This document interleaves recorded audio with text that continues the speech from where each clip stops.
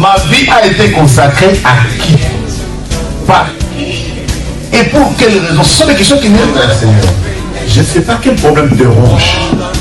Mais Anne montait, descendait, maman, des années et des années et des... avec les mêmes problèmes, avec la même honte, avec la même ignominie, avec le célibat international. Jésus va te façonner, Jésus va te rendre propre.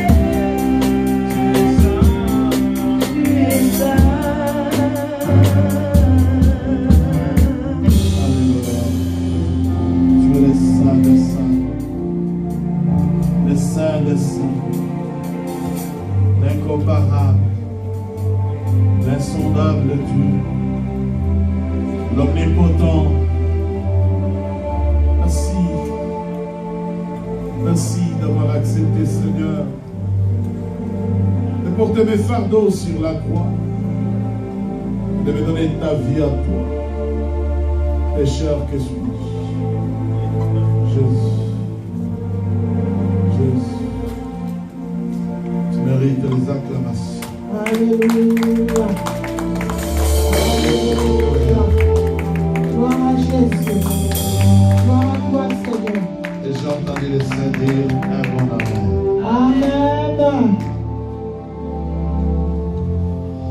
Que le Seigneur vous bénisse. Bienvenue au deuxième culte. Amen. Nous asseoir. Je sais que c'est très compliqué. Je sais que vous n'êtes pas dans ma peau pour sentir ce que je sens. Mais c'est trop lourd. Dites amen. C'est trop lourd. Mais c'est dans notre faiblesse que le Saint-Esprit se manifeste avec force. Amen. Hein? Nous bénissons le Seigneur. Nous voulons tout simplement continuer ce que nous avions commencé. En saluant tous nos bien-aimés qui viennent de loin, peut-être sans les nommer, nous les nommerons peut-être plus tard. Pour l'instant, nous allons écouter la parole de Dieu. En informant que le dimanche prochain, c'est le dimanche de la Sainte Seine. Nous aurons la Sainte Seine. Dimanche passé, j'ai introduit le thème disant que Jésus-Christ est venu restaurer ton droit déchu, nos droits déchus. C'est-à-dire, quand Dieu a fini l'œuvre de la création, Dieu a créé l'homme et il l'a doté de plusieurs capacités. Et Dieu, après avoir doté l'homme de plusieurs capacités, plus tard, l'homme a vu la déchéance. L'homme a été déchu de tous ses droits légitimes. Et dans ce thème, nous avons dit que l'histoire de l'humanité, l'histoire de la vie chrétienne est fondée et basée sur la célèbre famille de notre papa Abraham. C'est dans cette famille que nous tirons plusieurs exemples qui nous entraînent dans la parole de Dieu. Et nous avons vu qu'à propos de la déchéance, si Jésus est venu sur la terre, c'est pour restaurer l'homme. Et encore une fois, notre histoire trouve sa force et sa source dans la famille de papa Abraham. Alors, c'est dimanche, dans la suite de ce même thème, que vous dire et que dire aux gens qui viennent au deuxième culte? Nous allons parler tout simplement de traitement de révélation. Et nous dirons, toute révélation non traitée devient un cas grave. Amen. Amen. Toute révélation non traitée, tout ce que Dieu te dit, si tu ne prends pas soin de t'asseoir, de chercher Dieu en profondeur, tu crées un problème dans la suite des temps. Souvenez-vous, en prêchant le dimanche passé, j'ai dit, notre célèbre, la matriarche de la nation maman, Rebecca, Dieu est descendu pendant qu'elle s'est mariée, 20 ans après son mariage, Rebecca était dans la stérilité. Et Dieu est venu vers Rebecca parce que Rebecca s'est posé des questions. Et pourtant, les enfants que Rebecca portait sont venus de la prière, de l'imploration d'Isaac. Maintenant, comme Rebecca sentait des choses bizarres dans son corps, il y avait comme une guerre. Elle a commencé à interroger. Elle a dit à un moment, pourquoi? La question pourquoi, que chacun d'entre nous se pose. Pourquoi ma vie ainsi? Pourquoi tant d'échecs? Pourquoi tout ce que j'ai fait? Pourquoi? Alors quand Rebecca s'est posé cette question, elle a posé à Dieu. La Bible dit, Rebecca, quand elle a entendu les choses dans son corps, elle est allée consulter Dieu. En lui posant la question, qu'est-ce qui se passe dans mon corps? Et Dieu l'a répondu. Dieu lui a dit, écoute, dans la famille où tu es marié, il y a des problèmes sérieux. Ces problèmes se concluent en un mot, il y a la déchéance. Dans cette famille, tous les premiers-nés, on change de vie des gens. Amen. Amen. Amen. Dieu a expliqué à Rebecca. Bizarrement, la personne qui posait la question pourquoi, quand Dieu finit de l'expliquer, l'histoire s'arrête là. Rebecca a continué sa grossesse. Elle a donné la naissance aux enfants.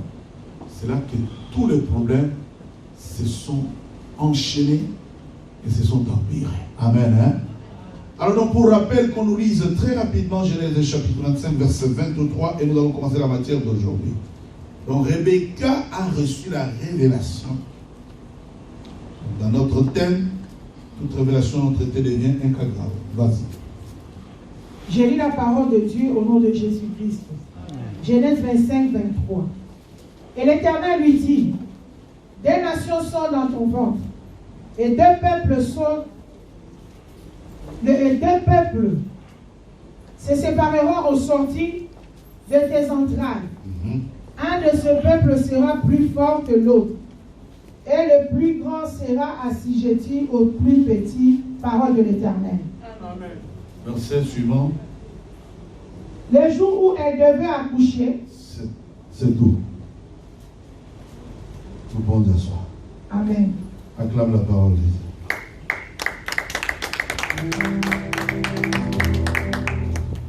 Dieu, Rebecca se pose la question, pourquoi?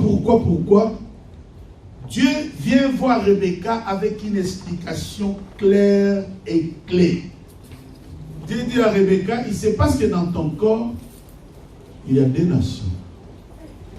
Regardez très bien le verset. Regardez très bien comment le verset est écrit. La Bible dit, Rebecca s'est posé les questions, pourquoi? Et la Bible ajoute, l'Éternel lui-même, ce n'est pas qu'il a délégué. Et l'Éternel lui dit, des nations sont dans ton ventre. Et deux peuples se sépareront. Au sortir de tes entrailles, un de ces peuples sera plus fort que l'autre, et le plus grand sera assujetti. L'histoire s'arrête là, jusqu'au jour de l'accouchement. Dites Amen et bien-aimé.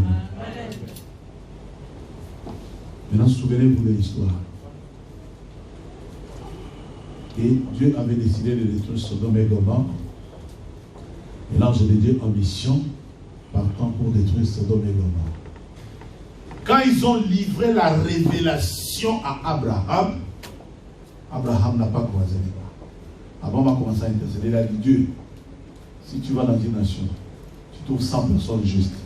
Tu détruiras la nation tous en terre avec les justes. Il a dit non. Je laisserai la nation, j'épargnerai la vie des justes. Il est allé jusqu'à combien? Bien-aimé, à cause de toi, Dieu peut changer la situation de ta famille. À cause de toi, si tu es juste, si tu marches dans la droiture, si tu es dans la crainte de Dieu, Dieu peut changer la vie de beaucoup. Mais dans la comparaison des choses, c'est quoi? Quand Dieu vient parler à Abraham de la destruction de Sodome et Gomorrhe, Abraham passe à l'intercession. Mais regardez ici, maman Rebecca. Elle reçoit la révélation de Dieu. Dieu l'explique et dit, dans cette famille, on change de vie des gens. Amen. Hein? Je suis ici. Ça s'arrête. Rebecca n'a rien fait. La Bible dit jusqu'au jour de l'accouchement. Et puis plus tard, l'accouchement c'est de qui? C'est d'Ésaü et de Jacob.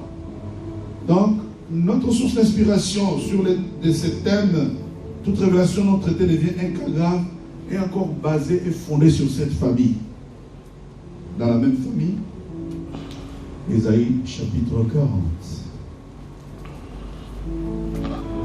Ésaïe chapitre 40. J'ai peut-être 3 textes, mais pour être bref et dire un court message. Ésaïe 40, du verset 27. Je lis au nom de Jésus, Ésaïe 40, 27. Pourquoi dis-tu Jacob? Pourquoi dis-tu Israël? Ma destinée est cachée devant l'Éternel. Mon droit passe inaperçu devant mon Dieu. Ne le sais-tu pas? Ne l'as-tu pas appris? C'est le Dieu d'éternité, l'Éternel qui a créé les extrémités de la terre. Il ne se fatigue point, il ne se lasse point. On ne peut sonder son intelligence. Il donne de la force à celui qui est fatigué. Et il augmente la vigueur de celui qui tombe en défaillance. Les adolescents se fatiguent et se lassent. Et les jeunes hommes chancellent. Mais ceux qui se confient en l'Éternel renouvellent leur force. Alléluia. Ils reprennent le vol comme les aigles. Alléluia. Ils courent et ne se lassent point. Ils marchent et ne se fatiguent point. Parole de l'Éternel. Alléluia. Acclame la parole du Seigneur. Amen. Maintenant, suivez-moi très bien. Les textes sont peut-être longs, mais j'ai dit des courtes choses et mon message est bien focalisé. Pourquoi dis-tu Jacob? Pourquoi dis-tu Israël? Jacob et Israël, c'est combien de personnes? Le masque cache la voix. Franchement, je ne sais pas ce qu'on doit faire. Vous m'avez répondu, mais je n'ai pas entendu. Jacob, Israël, c'est combien de personnes? Une seule personne. Mais pourquoi la Bible dit, pourquoi dis-tu Jacob? Pourquoi dis-tu Israël? Ma destinée est cachée devant lui. Pourquoi cette mention Israël et Jacob? Pourquoi? Et très souvent dans la lecture biblique, vous tombez sur cette mention Israël et Jacob. Mais en réalité, c'est la même. Hein? Mais pourquoi chaque fois on doit mentionner Israël ou bien on doit mentionner Jacob et puis Israël? C'est qu'il y a un problème. Il y a un problème sauf qui ne t'a pas été révélé. Ou soit tu l'as entendu, mais tu ne l'as pas bien cerné. Dieu vient parler à Rebecca clairement. Il dit à Rebecca, des nations sont à ton ventre. Tu te poses la question pourquoi? Rebecca, quand elle s'est mariée, elle est partie de chez Laban. Si tu calcules sur le plan cartographique, tu vas voir que c'est une longue distance. Elle est venue dans un mariage, dans un environnement serein. Rebecca n'est pas la première stérile de cette famille-là, non. Rebecca s'est mariée, Isaac avait 40 ans, et Isaac a eu ses premiers enfants à 60 ans. Et Isaac lui-même, son père, là, il est presque à 100 ans. Dites Amen. Donc la stérilité déjà caractérisait cette famille-là. Maintenant, par l'imploration et à cause de l'alliance d'Abraham et de la prière d'Isaac, Rebecca va tomber enceinte. Quand Rebecca tombe enceinte, les mamans, je vous en prie, femme, lève-toi. illumine ta maison. Rebecca aurait eu une attitude d'intercession, une attitude de lamentation, une attitude tout simplement d'imploration de grâce. Est-ce que Dieu est ton ami bien-aimé? Comment Dieu vient? Toi tu implores Dieu, Dieu vient, Dieu donne la révélation à Rebecca et lui dit, dans cette famille, on change de vie des gens. Pourquoi Rebecca, la Bible dit, lis le verset, maman la Bible dit quoi? Genèse.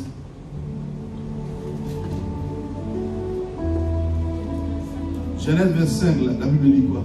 Frère, aidez-les, non? Il y a trop de chapitres là. Il faut les lire. Vas-y. Isaac implora l'Éternel pour sa femme, car elle était stérile. Et l'Éternel l'exauça. Rebecca, sa femme, devint enceinte. Les enfants se heurtèrent dans son sein, et elle dit, si en est ainsi, pourquoi suis-je enceinte? Elle alla consulter l'Éternel. Et l'Éternel lui dit, des nations sortent dans ton ventre, et des peuples se sépareront au sortir de tes entrailles. L'un des peuples sera plus fort que l'autre, et le plus grand sera assujetti au plus petit, parole de l'Éternel.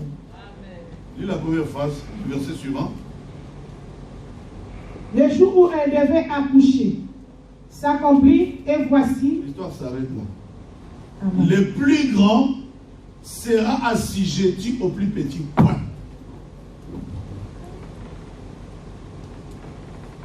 Il n'y a pas de traitement, il n'y a pas de suite. On te dit tu es enceinte. Dites amen. Hein? Oh, dites amen le bien-aimé dans le Seigneur. Dieu lui dit tu es enceinte des nations les plus. Dieu l'explique clairement. La Bible dit le plus grand sera assujetti au plus petit. Point. Histoire est souple. Les jours, donc il y a un vide. Le point là, il signifie quelque chose. Les jours, donc il s'est passé. C'est-à-dire, Dieu attendait de Rebecca une attitude repentante. Dieu attendait que Rebecca fasse. Bien aimé dans le Seigneur, Dieu attend de toi quelque chose. Amen. Dieu attend que tu fasses les premiers pas. Dieu attend que tu te jettes à l'eau commune. Dieu attend. Dieu attend. Tu attends de révélations. Tu te poses beaucoup de pourquoi. Tu as beaucoup de pourquoi. Alors, trop de pourquoi. Mais quand Dieu te dit, parce que tout s'arrête. Quelqu'un est avec moi? Vous êtes avec moi? Pourquoi? Parce que jusqu'au jour,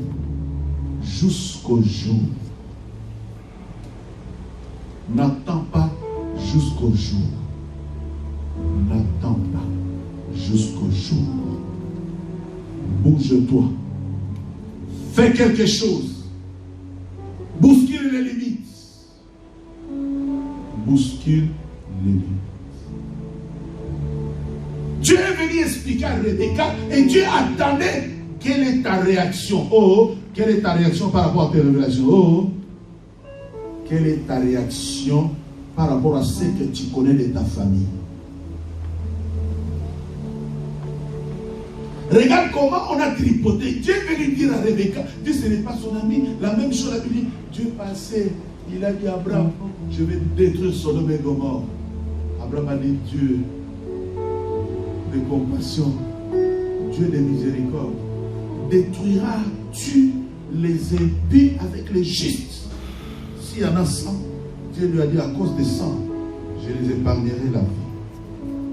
50 alors, 20 alors, 10. Bon, j'insiste. S'il y en a un, Dieu a dit, je ferai justice. Dans ce culte, j'ai commencé le thème central. Jésus-Christ est venu restaurer tes droits léchés. Je ne sais pas ce qu'on a volé, mais Jésus-Christ est venu restaurer tes droits léchés. Ne laisse pas les malédictions traverser les âges.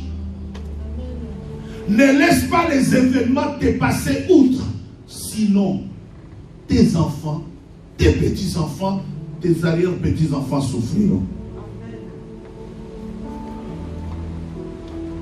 Pourquoi dis-tu Jacob? Pourquoi dis-tu Israël? Mon droit est porté disparaît. Mais ton droit est porté. Jacob s'est plaigné parce que sa mère n'a rien fait. Ah, que quelqu'un dise Amen, bien aimé.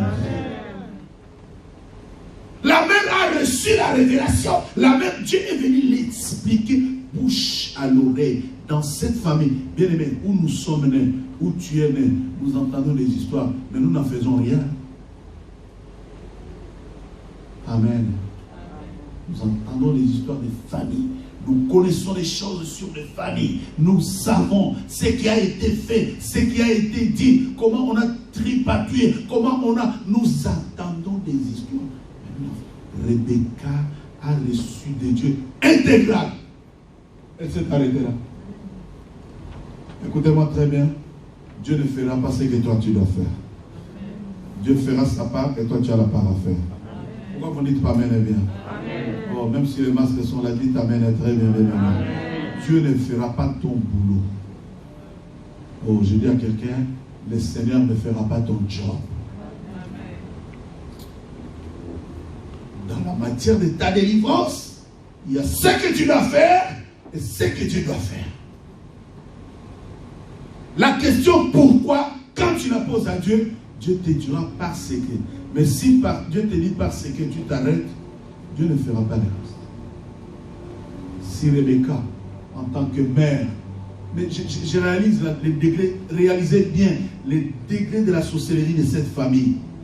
On te dit, ton premier fils sera un faible. Dieu ne pouvait pas voir les termes moins faibles que ça.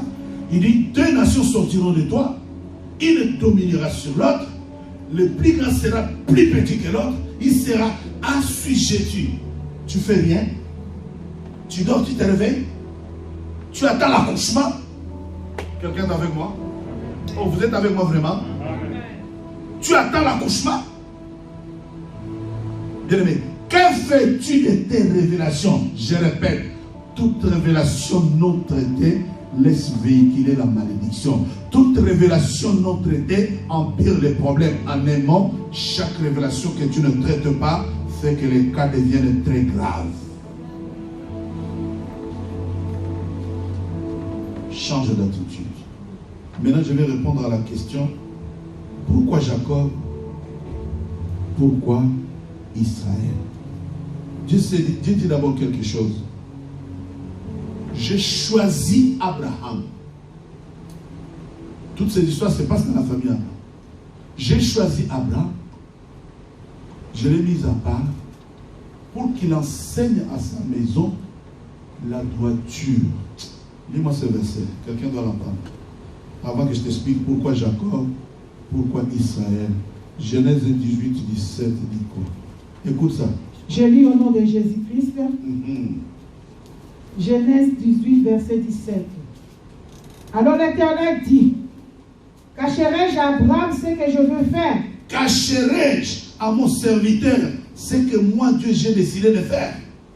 Abraham deviendra certainement une nation grande et puissante.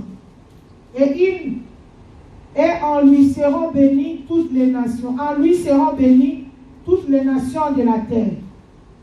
Car je l'ai choisi, afin qu'il ordonne à ses filles et à sa maison après lui de garder la voie de l'Éternel, en pratiquant la droiture et la justice, et qu'ainsi l'Éternel s'accomplisse en faveur d'Abraham le promesse qu'il avait faite, parole de l'Éternel. Lui avait fait, parole de l'Éternel.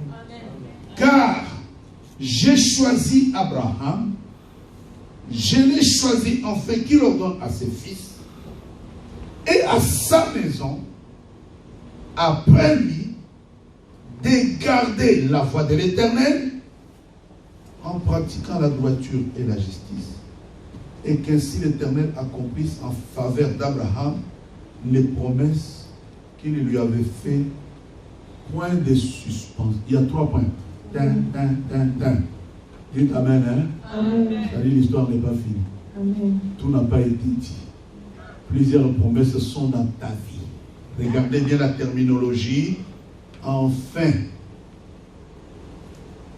Et qu'ainsi l'Éternel accomplisse en faveur d'Abraham les promesses qu'il lui avait faites.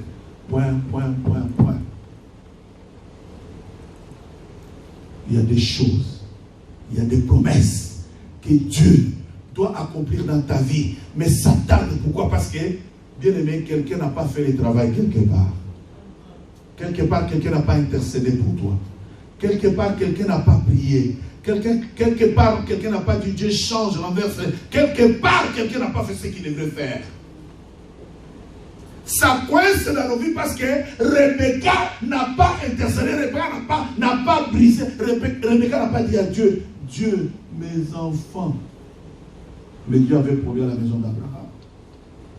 Jacob est de la maison d'Abraham. Elle-même, Rebecca, est de la maison d'Abraham. Dieu avait donné des promesses. Il dit, cachez-les. Est-ce qu'Abraham deviendra-t-il grand si je lui cache quelque chose? Je l'ai choisi afin qu'il enseigne à sa maison à garder les voies de l'Éternel. Est-ce que dans ta famille, d'où tu viens, d'où je viens, a-t-on gardé les voies de l'Éternel? Est-ce qu'il y a la droiture? Est-ce qu'il y a la justice dans nos familles? Est-ce que dans nos vies, y a-t-il la droiture? Y a-t-il la justice? Le travail que nous faisons aujourd'hui, c'est pour que nos enfants bénéficient des fruits. Toi, tu sèmes pour que tes enfants viennent récolter et que tes arrière-petits-enfants viennent récolter. Dieu dit, c'est pour que je bénisse sa maison.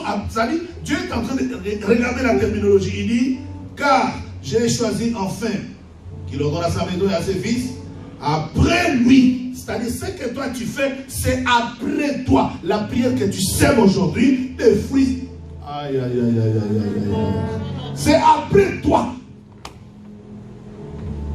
Mais Rebecca n'a rien fait. Donc dans ta vie, dans ma vie, Rebecca n'a rien fait. Et comme on n'a rien fait, la déchéance a continué. La malédiction a continué. Le serpent a continué à rôder. Parce que personne ne l'a écrasé. Et si toi tu ne fais rien, il va continuer. Lève-toi. Réveille-toi. Toi qui dors. Réveille-toi. Réveille-toi. Toi qui dors. Point 1. Notez d'abord. Ésaïe 40 dit, qui est fatigué et qui se lasse. Notez que celui qui est fatigué, c'est d'abord Israël. Qui est fatigué? C'est Israël. Retenez que Dieu ne cache rien à ses serviteurs. Pourquoi Israël est fatigué? Israël est fatigué parce que la prophétie et les promesses de Dieu tardent à s'accomplir. Israël est fatigué, comme dit Ésaïe 40, parce que les promesses de Dieu tardent à s'accomplir dans sa vie. Israël est très fatigué, Israël est affaibli. Il dit, pourquoi dis-tu Jacob? Pourquoi dis-tu Israël? Ma destinée est cachée. Mon doigt passe inaperçu devant mon Dieu. Ne le sais-tu pas? Ne l'as-tu pas appris? C'est le Dieu d'éternité, l'Éternel, qui a créé l'extrémité de la terre. Il ne se fatigue point, il ne se lasse point. Qui est fatigué, c'est Israël, parce que les promesses de Dieu tardent de s'accomplir dans sa vie. Et j'en passe une fois pour toutes. J'ai dit, c'est qui Israël? Israël, c'est l'homme spirituel. C'est cet homme qui attend la bénédiction de Dieu. Israël, c'est cet homme que Dieu a transformé après l'avoir délivré. Alors, qui est Jacob? Mais Jacob, c'est ce sorcier né, c'est l'escroc en aimant Jacob, l'homme charnel. Voilà pourquoi vous lisez le verset. Pourquoi es-tu fatigué, Israël? Pourquoi es-tu fatigué, Jacob? Jacob, c'est l'homme de la chair. C'est l'homme qui produit la haine. C'est l'homme qui est capable de voler, qui est capable de détruire. Mais Israël, c'est cet homme que Dieu a délivré. C'est lui qui attend les promesses de Dieu. Qui se lasse? C'est Jacob, en tant qu'un homme charnel. Si Israël est fatigué, c'est parce que les promesses ne s'accomplirent pas. Voilà pourquoi la même personne s'appelle Israël, mais Israël ne voit dans sa vie aucun accomplissement des promesses de Dieu. En même temps, Jacob, l'homme charnel, l'homme plein de haine, l'homme plein de jalousie, il se lasse. Quand on se lasse, quand il se lasse, il casse tout. Quand il se lasse, il détruit tout. Amen, bien-aimé. Amen, très fort. Je viens de donner les deux significations d'Israël et de Jacob.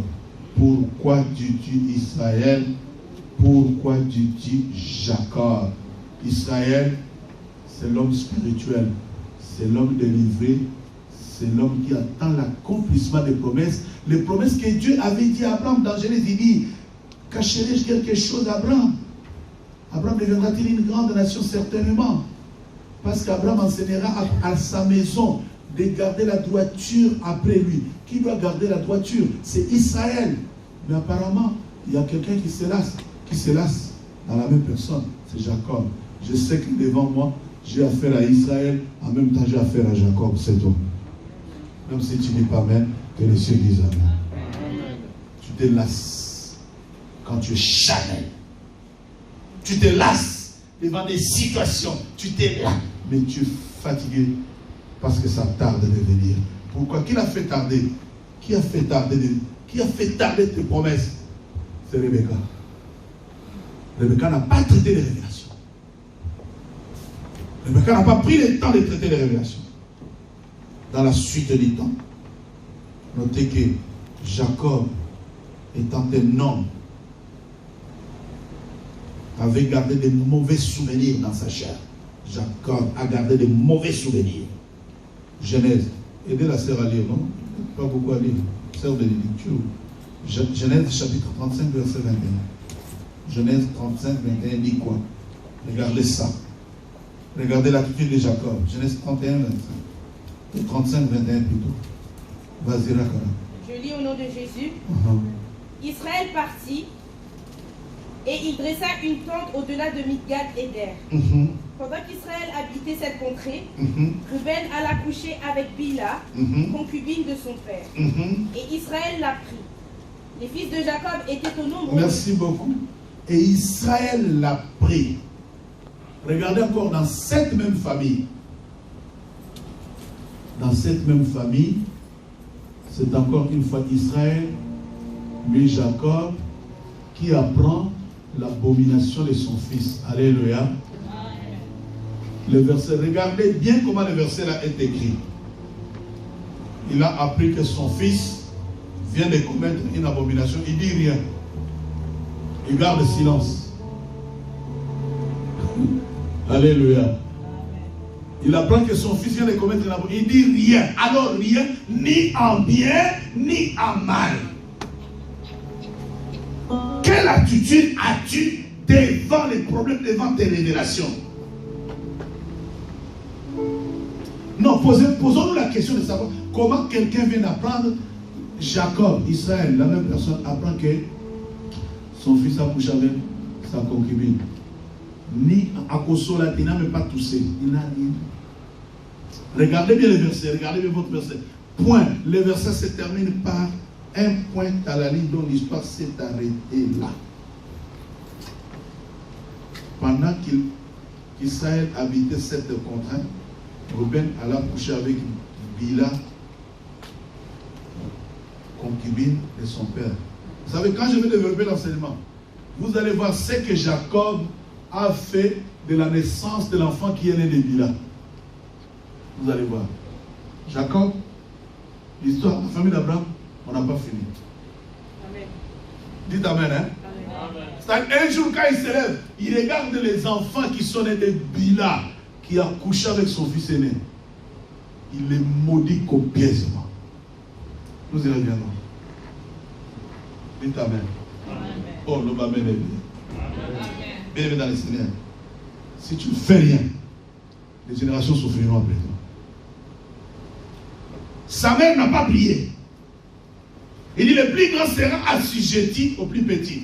Sa mère s'est tuée. Maintenant, lui, c'est maintenant Jacob. Il est sorti de Rebecca, la femme qui n'a pas pu arrêter l'hémorragie des malédictions. Et pourtant, la Bible dit, elle est allée consulter Dieu. Comment quelqu'un va consulter Dieu? Dieu lui donne quelqu'un entre en prière, Dieu lui donne la révélation. Il ne fait rien de la révélation. Vous êtes avec moi? Amen. Moi, ça m'a choqué. La Bible ne dit pas que Rebecca s'est promenée. Dieu. Non, non, la Bible dit, elle est allée, c'est-à-dire, elle est entrée en prière. Pas n'importe, elle a consulté Dieu. Qu'est-ce qui se passe? Et Dieu lui donne la révélation. Elle sort de la prière. Elle n'a rien fait. L'histoire seule. Maintenant, ici, regarde. Jacob, son fils, qui est né de cet entretien-là. La Bible dit, quand il s'installe, après avoir volé les droits de naissance, etc., il s'installe, il commence à se marier. Comme la polygamie, c'était une famille à problème. Il y avait la polygamie, il y avait tout. Quand il se marie, il a une femme qu'il a oublié quelque part parce qu'elle s'occupe des autres. Son fils lui tourne derrière les dos, il va coucher. Il apprend ça. Quelqu'un qui apprend que ton fils a couché avec ta concubine. Il garde le silence. Est-ce que c'était un silence? Voyons un peu. Je vais terminer mon sermon. Voyons. Est-ce que c'est un silence? Ici, il a gardé silence. Va au chapitre 49. Ésaïe 49, sœur de l'Élie. Ésaïe 49. Aide-moi, Sylvia, à se reposer un peu. 49, 1 à 4, s'il te plaît. Genèse plutôt. Je parlais d'Ésaïe. Non, non, Genèse 49, 1 à 4. Excusez-moi, c'est pas Ésaïe. Vas-y. Je lis au nom de Jésus. Jacob appela ses fils et dit, assemblez-vous, et je vous annoncerai ce qui vous arrivera dans la suite des temps. Rassemblez-vous, et écoutez, fils de Jacob, écoutez Israël, votre père. Et voilà, encore une fois. Maintenant, il y a Jacob qui rassemble ses enfants, mais il y a Israël qui demande à ses enfants de l'écouter. Alléluia, bien-aimé. C'est combien de personnes? Mais il dit, rassemblez-vous, fils de Jacob, écoutez Israël, votre... Mais il y a des personnes. Nous vivons incarnés. Tu vis là, il y a d'autres personnes qui vivent en toi. Rassemblez-vous, fils de Jacob, écoutez Israël, votre... Mais est-ce que ce sont deux personnes différentes ou deux personnes incarnées en une? Voilà pourquoi je te dis, Jacob, c'est le père biologique, c'est le père qui est capable, paf, il se lasse. Il donne coup de pied dans la fourmière. Il ne s'occupe de rien, il détruit tout. Mais Israël, c'est le père berger, c'est le père protecteur. C'est celui qui est capable de donner l'affection. C'est celui qui est capable de dire, bon, même si aujourd'hui ça ne va pas t'aider, ça ira. Amen. Je croyais que quelqu'un allait acclamer le Seigneur. Maintenant, regarde bien ce que Jacob va faire. Vas-y. Ruben, toi mon premier-né. C'est Jacob qui parle là. Ma force est les prémices de ma vigueur. Supérieur en dignité et supérieur en puissance. Impétueux comme les eaux, tu n'auras pas la prééminence. Car tu es monté sur la couche de ton père. Tu as souillé ma couche en y montant. Parole du Seigneur. Alléluia. Amen, amen, amen. Les jours où il a appris que le fils a couché avec sa copine, il n'a rien dit. Il a gardé temps. Il est resté là. Et ça cohabitait dans la même maison. Ils entrent, ils sortent par la même porte. Ils regardent les fils. Ils préparaient très bien. Regardez bien, du chapitre 35 jusqu'au chapitre 49. C'est le jour où il dit, rassemblez-vous, les enfants de Jacob. Et la Bible dit, il va les expliquer ce qui va, comment. Bien aimé dans les Seigneurs, il faut caca. Il faut seulement que quelqu'un sache que dans nos familles, il y a la sorcellerie. Qui est l'homme pour savoir ce qui va t'arriver? Vous êtes avec moi? Il y a des gens qui, qui sort dans ta famille, je vais te démolir, tu vas voir ce qui va t'arriver. Tu es qui pour dire à quelqu'un ce qui va lui? Oh, vous êtes avec moi? Amen. Qui es-tu pour que tu dises à quelqu'un d'autre ce qui va lui arriver demain? Si tu n'es pas un demi-dieu, tu es moitié démon. Parce qu'il y a des gens qui sont des demi-dieux. Alors si tu n'es pas demi-dieu, tu es entier démon ou moitié démon. Il y a un problème. Il dit quoi? Jacob appela ses fils et dit, assemblez-vous, je vais vous annoncer ce qui va vous arriver dans la suite du temps. Oh. Donc il a déjà pénétré les temps, il s'est bien aimé dans le Seigneur. Quelles que soient les malédictions établies dans ta famille, je les abroge cet après-midi au nom de Jésus-Christ.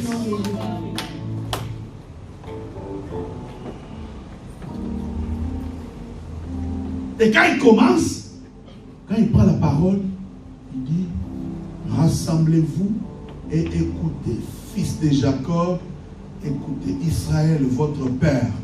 Le père, c'est un encadreur, un protecteur. C'est un père, il est Israël. Mais Jacob, c'est ce jour-là maintenant. Tu vois le silence qu'il a gardé au chapitre précédent. Au chapitre 25, il apprend quoi? Il apprend que son fils, je vous ai dit quoi? Il est resté, il n'a rien dit. Ce n'était pas un silence. C'était la colère, la haine, l'amertume. C'est comme ça qu'il y a des gens qui te maudissent, qui ont vociféré sur nos vies, des malédictions. Et toi, tu es là. Tu ne sais pas que quelqu'un t'a maudit. Tu ne sais pas qu'on a dit des choses contre ta vie. Tu es là comme si tout était normal. Bien-aimé, paroles prononcées, malédiction ancestrale contre ta vie, je les abroge au nom de Jésus-Christ. Je vais chiter et terminer mon sermon. Assemblez-vous, fils de Jacob, écoutez Israël, votre père. Qui est Jacob et qui est Israël? Jacob, l'homme Chanel, quand il prend parole, il dit à son fils, comme si pour l'élever, Ruben, mon fils, tu seras comme ça, à la fin, il lui dit, tu sais ce que tu m'as fait là? Tu croyais que j'avais oublié? Tu croyais que je n'avais rien dit? Tu seras, il est maudit. Il est maudit. Et les enfants nés de cette femme-là, j'en parlerai. Les enfants nés de Bila, ils en ont subi. Bien aimé dans le Seigneur, toute révélation non traitée devient regarde, ça s'est empiré dans cette famille. Le cas est devenu extrêmement grave. Pourquoi? Parce que Rebecca n'a rien fait. Alors toi qui es femme, une mère, on te dit ton premier fils sera Madoufolo, sera inutile. Tu dis rien. Tu es quel type de mère? Tu es quel type de mère? Et toi, père, tu prends parole à cause de la concubine. Un père prend la parole, il maudit son enfant. Tu es quel type de père? Bien-aimé, toute révélation non traitée devient un problème très sérieux, très grave, qui détruit les générations. Voilà pourquoi Israël, voilà pourquoi Jacob, c'est un homme charnel, plein de rancune, capable de maudire. Israël, c'est le père, le protecteur, l'encadreur, celui qui a compassion, celui qui sait que la vie d'une personne coûte très cher. Mais pour tout cela, Romains 8, 37 à 39. Pour tout ce que je viens de dire, ce qui s'est passé dans cette famille qui est la tienne, dans nos familles, il s'est passé des histoires où les gens sont capables de savoir que j'ai le pouvoir mystique de maudire. Ma soeur Bénédicte, lit Romains 8, 37. Écoute ça. Je lis au nom de Jésus. Mais dans toutes ces choses, nous sommes plus que vainqueurs par celui qui nous a aimés. Car j'ai l'assurance que ni la mort, Alléluia. ni la vie, Alléluia. ni les anges, Alléluia. ni les dominations, Alléluia. ni les choses présentes, Alléluia. ni les choses à venir, Amen. ni les puissances, ni la hauteur, ni la profondeur, ni aucune autre créature ne pourra nous séparer de l'amour de Dieu manifesté en Jésus-Christ notre Pousse Seigneur. le cri de joie. Pousse le cri de joie. Alléluia. Acclame Jésus. Je te dis ni la mort, ni les paroles prononcées par les ancêtres, ni les malédictions ancestrales, ni un homme, ni une femme ne te séparera de l'amour de Jésus-Christ. Car ta vie, ma vie, tient à l'amour de Christ. Si c'est toi, lève-toi là où tu es. Oui, Rebecca n'a pas fait ce qu'il devrait faire. Oui, Jacob a prononcé sur ta vie les paroles de malédiction. Mais Dieu a déversé son amour. Son amour. Son amour. Car en toutes ces choses, nous sommes plus que vainqueurs. Et tout cela, ce n'est pas parce que nous pouvons quelque chose, mais c'est par amour. Rebecca n'a pas pu pleurer. Rebecca n'a pas pu implorer la miséricorde. Mais toi, tu peux dire, tu peux dire Zamamawa, tu peux dire aie pitié, tu peux dire Jésus, tourne tes regards et compassion. Si Rebecca n'a pas fait